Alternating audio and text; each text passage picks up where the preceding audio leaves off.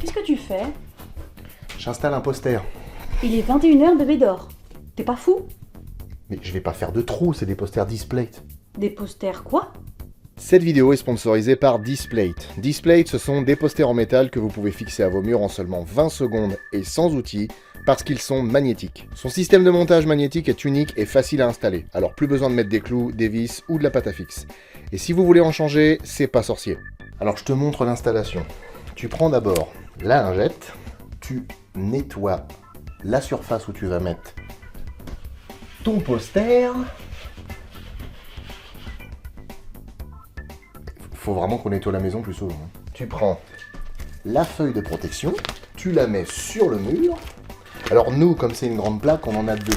Ensuite, tu mets le magnet, tu le mets à l'endroit qui est indiqué, et ensuite, tada! Displate fabrique ses posters en Europe et assure une livraison sous 4 à 5 jours. Et pour le Black Friday, vous pourrez profiter d'une offre avantageuse jusqu'au 29 novembre, vous permettant d'avoir jusqu'à moins 44% sur vos achats en cliquant sur le lien qui est dans la description. Et sur leur site, il y en a pour tous les goûts. Jurassic Park, Alien, Predator, Resident Evil, Sonic, Mortal Kombat, n'attendez plus. Habillez vos murs avec vos films, jeux vidéo ou comics préférés grâce à Displate. Bon, bah super. Et pourquoi c'est là, ça? Parce que je l'ai pas rangé la dernière fois que j'ai utilisé. Et ça date de quand? Janvier. Ouais, janvier 2020. Ah ouais, bah il serait peut-être temps de la ranger, hein. Là, je peux pas. Je mets mes posters. Je vous parle d'un temps que les moins de 20 ans ne peuvent pas connaître. Vin Diesel en ce temps-là faisait du bon cinéma, et même si aujourd'hui ces films sont pas tous pourris, mais quand même bien foutraque, je préfère parler ici de la période bénie où il jouait dans Pitch Black. Vin Diesel, Vin Diesel, on t'appelle aussi Baboulinet. Vin Diesel, Vin Diesel, avant tu nous éblouissais. Alors, t'en penses quoi? Reste sur les vidéos, c'est mieux.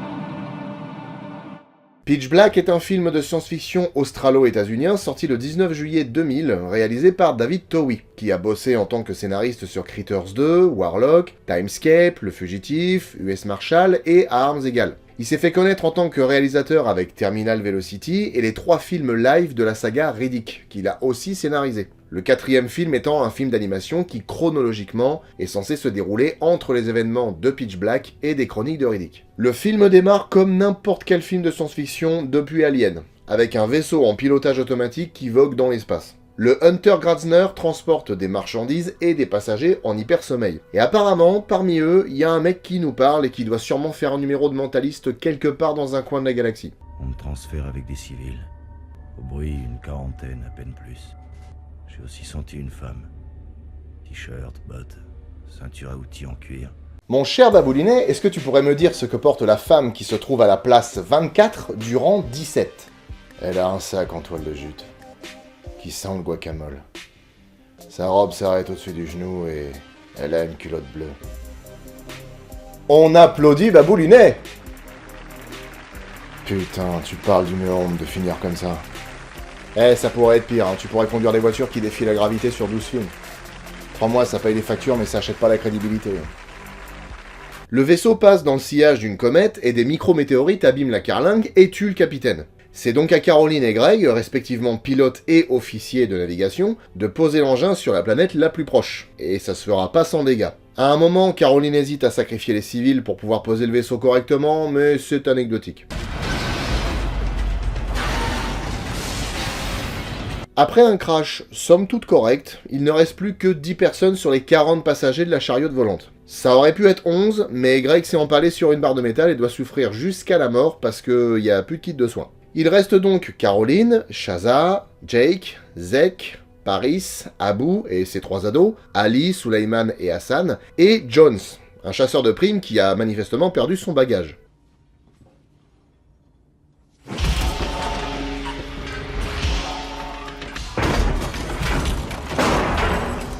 Ah, il l'a retrouvé. Lui, c'est John Riddick, un criminel que Jones ramène en tôle et qui semble posséder des facultés hors du commun. Il sent la présence des autres, il peut voir dans la nuit, et arrive même à déboîter ses épaules. Il s'est échappé d'une prison de haute sécurité. Il est dangereux à ce point. Uniquement avec les humains.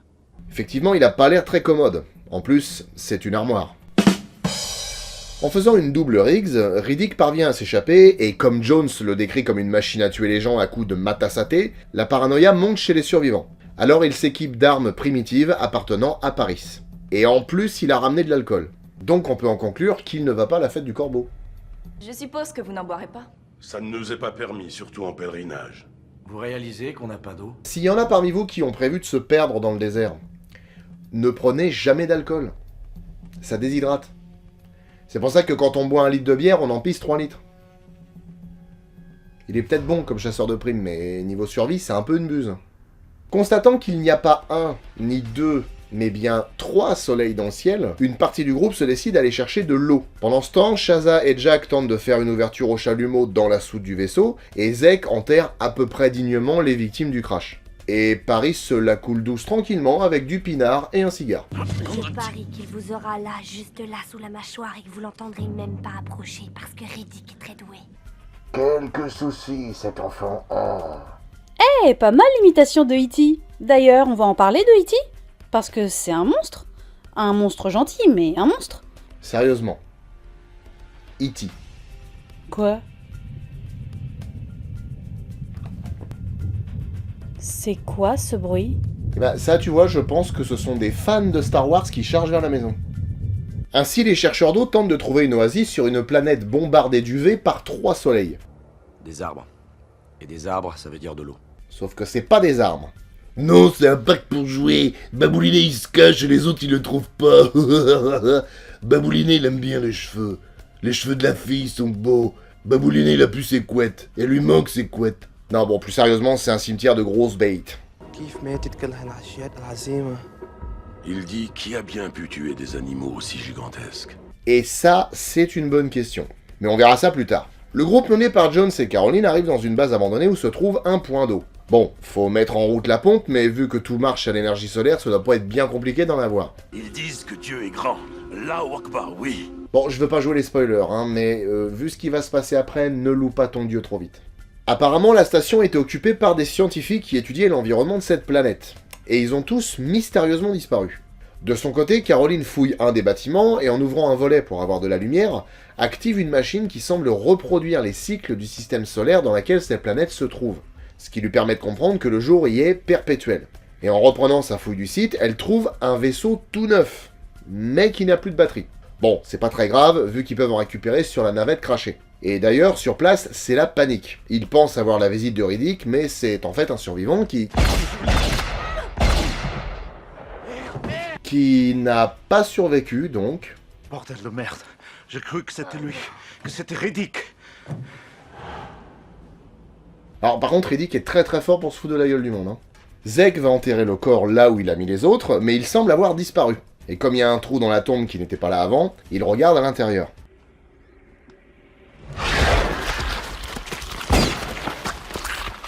Et j'ai un peu vomi, mais c'est pas grave. Riddick, qui a tout vu, s'enfuit, parce qu'on va forcément croire que c'est lui qui a fait ça, mais Jones le chope et le lynche avec le concours de Shaza. Il est attaché dans l'épave du vaisseau, où Caroline l'interroge sur ce qu'il s'est passé. Est-ce que j'ai tué Zek? Non. C'est pas moi le tueur. Le sang humain a un goût métallique. Un goût de cuivre, mais qui coupé avec du schnapps disparaît très vite.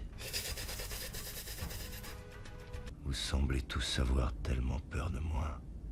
Mais c'est pas de moi dont vous devez avoir peur. Sur les conseils de Riddick, Caroline va chercher le corps de Zek plus loin dans le trou. Mais l'idée est pas franchement super. Déjà parce qu'il reste plus grand chose de lui, mais aussi parce qu'elle est pas seule.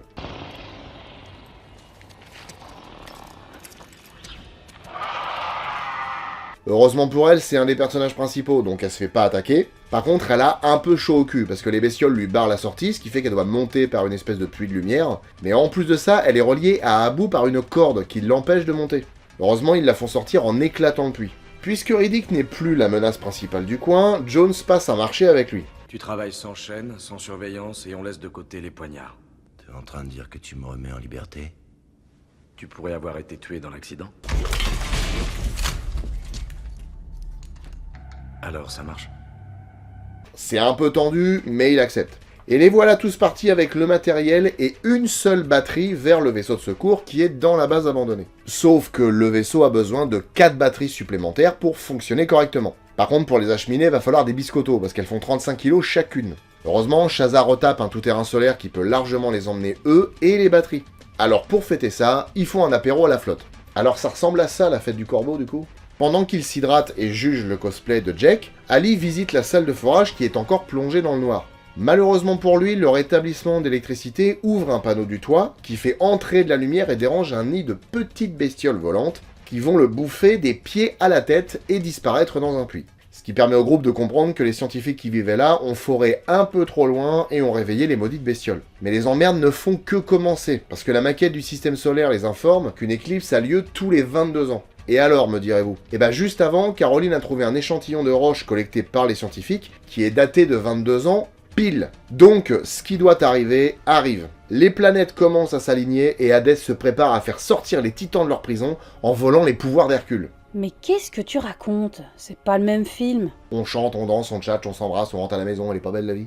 Comme le temps presse et qu'il faut rapidement aller chercher les batteries, Jones prend son temps pour discuter avec Caroline sur le fait que Riddick sait piloter et qu'il est possible qu'il s'empare du vaisseau et laisse tout le monde sur place. Donc il propose de le tuer une fois qu'il les aura aidés à acheminer les batteries. Donc tout ça c'est bien, mais encore une fois je le répète, le temps presse. Vous avez l'air inquiète. C'est à cause des batteries? Bon bah là maintenant c'est Riddick qui taille une bavette avec Caroline. Alors sans déconner vous auriez pu gagner au moins 20 minutes. Bon, il lui explique que Jones est un chasseur de primes, ce qu'elle ne savait pas, et que c'est un junkie, ce qu'elle ne savait pas non plus. Et en plus il lui dit qu'il a pris le kit de soins qui aurait pu abréger les souffrances de Greg pour se shooter avec. Alors cela dit, il se shoot à la morphine pour oublier la douleur causée par un morceau de la lame d'un couteau de Riddick, qui est resté coincé dans sa moelle épinière. Bon, ça se comprend un peu. Du coup, les méchants sont un peu gentils et les gentils sont un peu méchants. Bon, maintenant, maniez-vous le tronc de récupérer vos batteries à la gomme parce que l'éclipse ne va pas tarder. Et bah c'est trop tard. Ils ont juste le temps de faire l'aller, de charger les batteries sur le tout-terrain, et de toute façon ils fonctionnent plus, il n'y a plus de lumière. Bon bah voilà.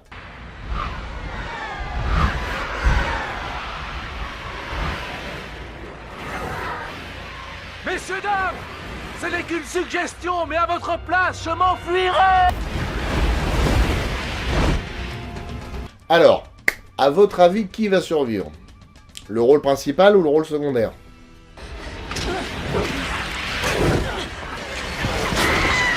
C'était pas très compliqué.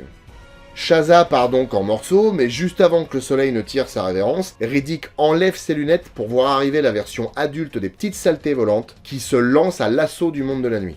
Rapidement, la soute ne présente qu'une relative sécurité, puisqu'elle a des brèches et que les bestioles s'y sont infiltrées. Ah, on commence à voir à quoi ça ressemble.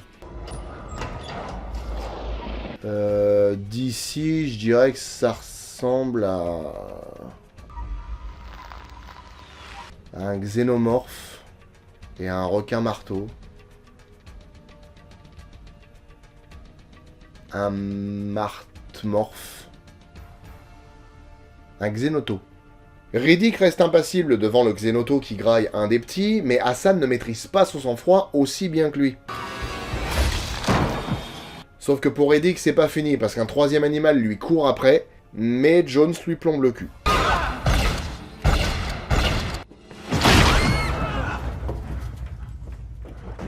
Le cadavre leur permet de comprendre que la lumière les brûle.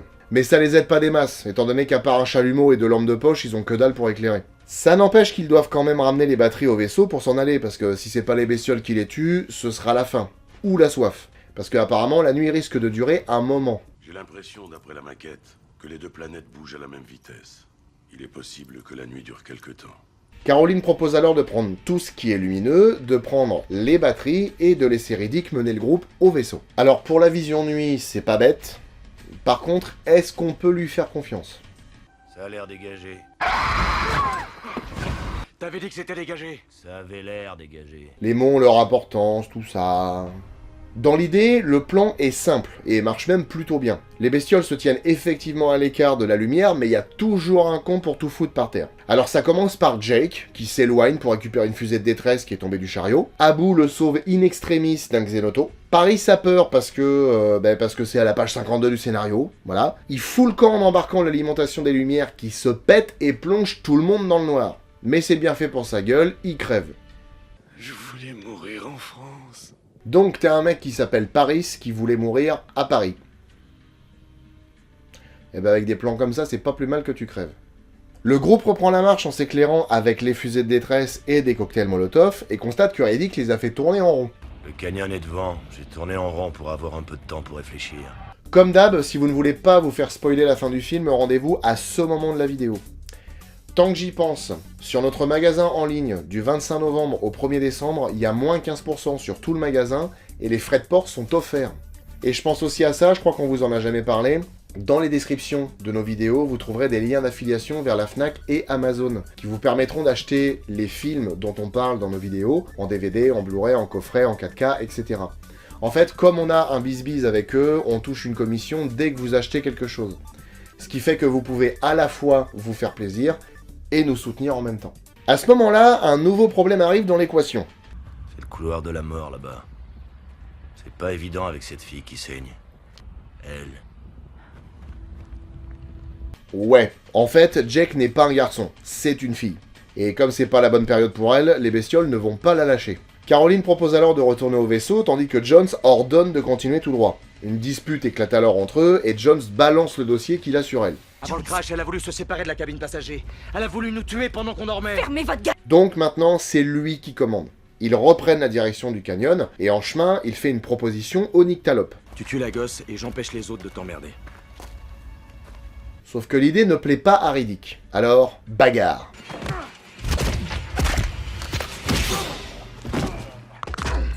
Non mais c'est Wolverine ce mec. Il est costaud, il voit la nuit et en plus il se régénère.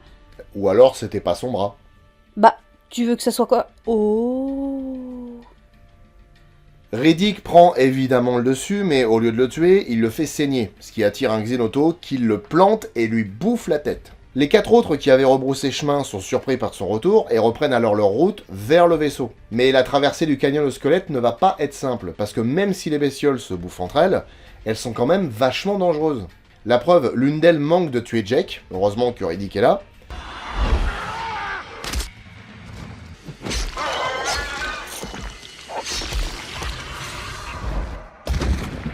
Ah ouais, le mec l'arrête à main nue, et il lui ouvre le bide en faisant le tourniquet javanais.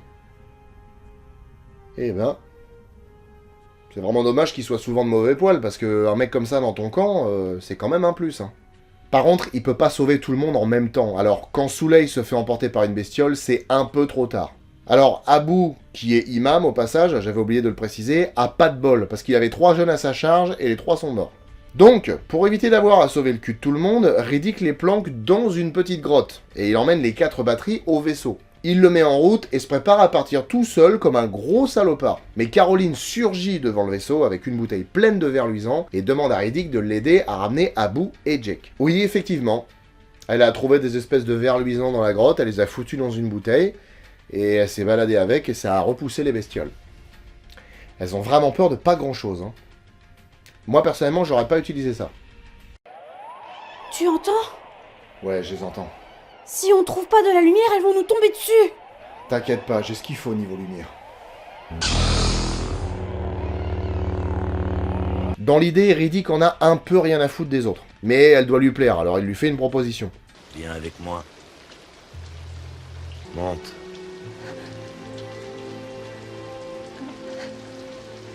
Je peux pas. Et avec suffisamment de persuasion, elle réussit à lui faire entendre raison. Tu mourrais pour eux. Oui, je suis prête à mourir. Comme c'est intéressant. Il récupère l'imam et la gamine et fonce au vaisseau. Mais sur le chemin, Riddick se trouve face à une bestiole. Et plutôt que de refaire le truc du couteau, il se sert de l'angle mort du crâne des monstruosités volantes pour passer inaperçu.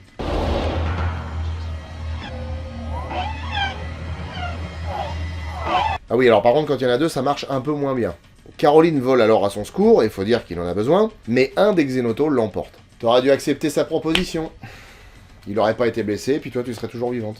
Il rejoint le vaisseau tant bien que mal, fait griller quelques bestioles avant de partir, et file à travers l'espace avec Abu et Jake. Personnellement, je ne me lasse pas de voir Pitch Black. Parce que j'aime ce genre de film qui change de direction au milieu de l'histoire. Initialement, c'est un film de SF dramatique. Un accident tue des gens, les survivants sont coincés avec un type décrit comme un tueur psychopathe. Le peu de fois où on le voit, on constate qu'il a de drôles de manières, et entre ses lunettes et son attitude presque animale, on se demande s'il est vraiment humain. À la limite, ça pourrait être le scénario d'un slasher. Et d'un coup, la menace change. Le ton change, l'environnement change, et celui qu'on croit être le danger se révèle être celui qui va affronter le danger. Si on ne lit pas le synopsis avant de voir le film, rien ne laisse penser que ces créatures affamées vont attaquer les personnages. D'ailleurs, ceux-ci sont, à mon sens, originaux et échappent aux stéréotypes. Caroline est la chef du groupe qui fait des erreurs, se rachète et est prête à tout pour sauver les autres. Riddick est un anti-héros, froid, menaçant. Il est peut-être cool, mais faut pas le faire chier. Il accorde peu de confiance aux gens et on sait pas vraiment ce qu'il pense. Est-ce qu'il veut sauver les autres ou est-ce qu'il en a rien à foutre? D'ailleurs, dans la première version du scénario, il devait mourir, mais les producteurs ont insisté pour qu'il vive. Et c'est pas plus mal. Jones, en revanche, est un vrai antagoniste. On peut comprendre les motivations de son personnage, surtout pour le côté junkie, mais ça reste un connard. Et parmi tous les personnages qui gravitent autour, il y a évidemment des gens qui n'ont pas d'autre fonction que de se faire grailler. Une petite pensée pour les 3 ados qui accompagnent Abu. Et puis il y a aussi Paris et Shaza, qui sont atteints du syndrome du « si on fuit quand les bestioles sont là, on devrait survivre ». Mais certains personnages dénotent vraiment. Abu, par exemple, n'est pas construit comme Madame Carmody ou n'importe quel autre croyant qui invoque un dieu vengeur toutes les 5 minutes. Il est calme, posé, et il cherche même l'humanité chez Riddick. Le personnage de Jake devait à la base être un garçon passager clandestin, mais un des producteurs a proposé que ce soit une fille qui se fasse passer pour un gars histoire d'être acceptée à bord. Et ce qui est intéressant avec elle, c'est que là où la plupart des films la feraient peureuse face à Riddick, elle est au contraire fascinée par ce mec, au point de l'idolâtrer alors qu'on le présente comme un tueur à sang-froid. Et ça, c'est pas courant à Hollywood. Parce qu'en règle générale, on nous demande d'idolâtrer les gentils, pas les méchants. Sois gentil, pas méchant, c'est pas gentil d'être méchant. L'histoire du film est plutôt linéaire et ses enjeux sont simples, ce qui est pas un défaut. Vaut mieux bien raconter une histoire simple que mal raconter une histoire compliquée. Et elle a la chance d'être sublimée par une bonne mise en scène qui en plus prend certains risques, comme les couleurs saturées des rayons de soleil par exemple. C'est surprenant au début, et puis on s'y fait assez vite. Parce qu'après tout, c'est pas notre soleil, ni notre lumière, c'est un monde totalement différent. Certains plans sont intéressants au niveau du choix de la distance focale. Alors, la distance focale est la distance qu'il y a entre le centre de l'objectif et le capteur d'un appareil. En gros, plus la distance focale est courte, plus l'image est grande et éloignée de l'objet qu'on filme. Plus elle est grande et plus elle est proche de l'objet qu'on voit de près. Et en utilisant une très courte focale, on obtient des déformations de plan de ce genre-là, qu'on appelle œil de poisson. Ça donne l'impression qu'il marche sur une toute petite planète, mais ça donne surtout une impression d'infini et de paysage vide. Ça dépayse complètement. Les plans sont aussi déformés lors de l'attaque de Zek, mais ça va beaucoup trop vite. D'ailleurs, voilà un reproche qu'on peut faire à la mise en scène, c'est de rendre les combats quasi illisibles. Ça bouge dans tous les sens, le découpage est ultra rapide, c'est vraiment pas agréable à voir. Comme nous parlons d'un film qui s'appelle Pitch Black, traduisez noir absolu, les jeux d'ombre sont omniprésents. Parfois, l'ombre est un abri, parfois elle cache une menace, mais le plus souvent, elle nous aveugle. On ne sait rien de ce qui se cache dans l'ombre. Et même si on peut pas vraiment considérer le film comme un film d'horreur, il offre de bons moments de suspense et de tension. Pitch Black est sorti le même mois que Lake Placid et Komodo. Mais à ce moment-là, les gros films à effets spéciaux étaient Peur Bleue et Sleepy Hollow. Il a eu un budget de 23 millions de dollars, ce qui est franchement pas Byzance. Aujourd'hui, ça donnerait quelque chose comme 41 millions de dollars. Que c'est pas beaucoup mieux. Et ce fut le principal regret de David Towie. Celui de devoir travailler rapidement avec un petit budget. Parce que ça oblige à sacrifier des scènes et à bousculer tout le monde. Et quand on n'a que 60 jours de tournage, on n'a pas le temps de tergiverser. Le film a été tourné dans l'outback australien, dans la région de Coober Pedy, qui s'avère être le lieu où a été tourné le film Mad Max 3. D'ailleurs, David Towie voulait que son univers spatial soit plus proche de l'ambiance de Mad Max que de celle de Star Wars ou de Star Trek. Alors en prenant les mêmes décors, il pouvait pas vraiment se tromper. D'après le réalisateur, environ 60% des scènes ont été tournées en extérieur, et les conditions de tournage ont été assez compliquées, parce que contrairement à ce qu'on voit à l'image, il faisait froid et pleuvait souvent. Tous les décors extérieurs, les ossements, les bâtiments et les décombres du vaisseau ont été construits par l'équipe du film. Comme le reste des scènes a été tourné en studio sur un plateau de petite taille, ils ont tourné dans le même décor, mais avec des angles différents, histoire qu'on n'ait pas la sensation de voir le même décor 20 fois. De plus, pour donner l'illusion que l'horizon est lointain, ils ont éclairé le fond du décor et placé une silhouette de paysage. Et ça marche du feu de Dieu. Comme le film a été tourné près d'une ancienne ville minière, il y avait du gypse et du mica partout, ce qui donne ces reflets lumineux au paysage. Et justement, les effets de lumière du film ont été obtenus à partir d'un traitement des négatifs de la pellicule au nitrate d'argent. Le procédé est risqué parce que ça peut détruire la pellicule si on s'y prend comme une pine, mais l'effet est surprenant. Les effets numériques du film ont été assurés par la société Double Negative, qui figure parmi les plus grosses boîtes d'effets numériques du monde, puisqu'elle a bossé sur pas mal de films de Christopher Nolan, les James Bond avec Daniel Craig, la saga Harry Potter à partir du Prisonnier d'Azkaban, la Ligue des Gentlemen Extraordinaires, Shaun of the Dead, Doom, John Carter, et sur à peu près tous les Marvel depuis Iron Man 2. Et encore, j'ai pas fait tout l'inventaire, mais si vous avez envie de vous éclater, allez sur leur site internet, vous verrez la liste de tous les films auxquels ils ont participé. Et il y a même des films qu'on a déjà vus, comme par exemple Godzilla 2014.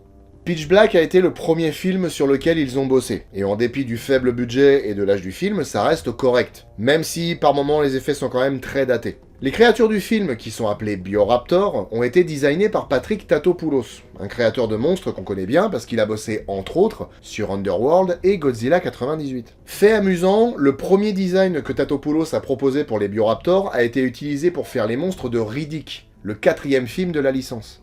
Grâce aux indications du réalisateur, il a créé un véritable cauchemar volant. La tête, déjà, on dirait le croisement entre un requin-marteau et la lame d'une hache. Toei voulait qu'à la place dedans, elles aient un genre de lame coupante, mais les producteurs ont eu peur que le public ne comprenne pas comment les bestioles faisaient pour découper leurs victimes en morceaux. Alors ils ont insisté pour qu'elles aient des dents. C'est pas plus mal, je vous dirais. Ça les rend plus flippantes. Ensuite, ça. Ne vous y trompez pas, ce ne sont pas des yeux, ce sont des oreilles. Toei voulait absolument qu'elle soit assez écartée pour que la bestiole ait un angle mort que Riddick puisse exploiter. La conception des animatroniques a été confiée à une entreprise australienne. Ils ont fait quelques éléments du corps, comme la tête et les bras, et quelques créatures entières, pour la scène où les bestioles se bouffent entre elles, mais les Bioraptors ont majoritairement été faits par ordinateur. Pour l'ouverture du film avec le crash du vaisseau, l'équipe a fabriqué une réplique de 2 mètres de long, démontable, qui a notamment servi pour la scène où elle part en morceaux, qui d'ailleurs a été tournée sur fond vert avec des effets de lumière raccord avec les effets numériques des autres plans du film. Pour les yeux de Vin Diesel, ils ont utilisé des lentilles de contact, mais étant donné qu'elles lui faisaient un mal de chien, ils ont dû de temps en temps employer des effets numériques. Finalement, tout ce travail sous pression et avec peu d'argent a été bénéfique pour tout le monde, parce que le film a été un succès. Pitch Black a rapporté un total de 53 millions de dollars dans le monde, dont 39 aux États-Unis. En France par contre, il a fait que 87 000 entrées. En même temps, avec 120 copies distribuées dans les cinémas, ça pouvait pas faire beaucoup plus. Quand on pense qu'un gros blockbuster peut être distribué à plus de 800 copies, ça fait toute la différence. Et puis, au moment où il est sorti, il y avait Gladiator, Mission Impossible 2 et The Patriot à l'affiche. Enfin, le score fut honorable et permit à sa suite, Les Chroniques de Riddick, d'avoir un budget de 105 millions de dollars. Bon, le succès n'a pas été là, mais ça c'est une autre histoire. La musique du film a été composée par Graham Revell, un compositeur néo-zélandais qui s'est fait connaître avec la bande originale de Calme Blanc, mais qui a à son actif plus de 80 musiques de films. Et on aura maintes occasions d'entendre son travail, puisqu'il a composé les bandes originales de Chucky 2, Une nuit en enfer, La fiancée de Chucky, La nuit des chauves-souris, Freddy contre Jason, Planète Terreur, Les Ruines, Shark 3D et Riddick. Mais dans un autre style, il a fait les bandes originales de Street Fighter avec Van Damme, des films Power Rangers des années 90, là c'est le moment nostalgie, de The Crow, Tomb Raider et même la musique de Call of Duty 2.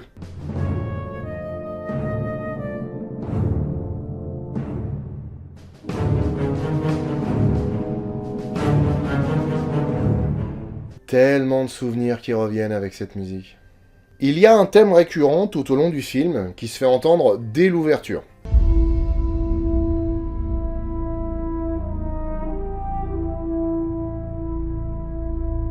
Ça me rappelle un peu le début d'Alien, c'est l'inconnu, l'immensité silencieuse de l'espace, et quelques secondes après, à l'apparition du titre, le thème devient plus angoissant et ressemble à un avertissement donné au public sur le rôle que va avoir la nuit et le noir.